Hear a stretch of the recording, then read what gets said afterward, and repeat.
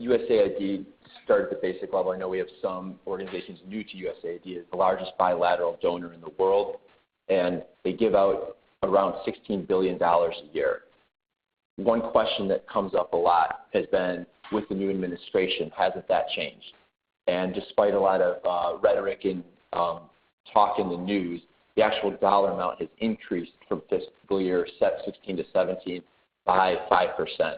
So it went from just under $16 billion to nearly $17 billion in that period.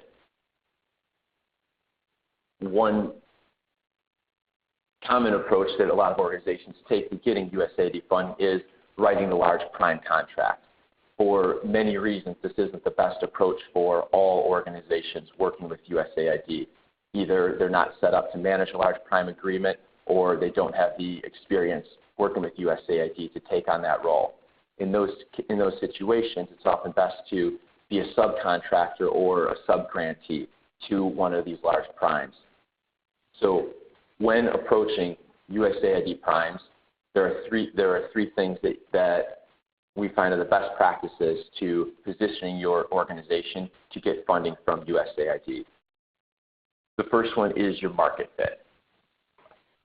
What we like to do is start with, almost think of this as a Venn diagram with two large circles.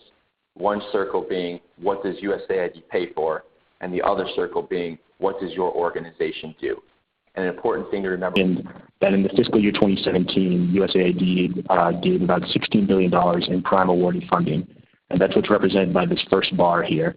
About $5 billion of those dollars went to contract awards, and about $11.6 billion went to assistance awards.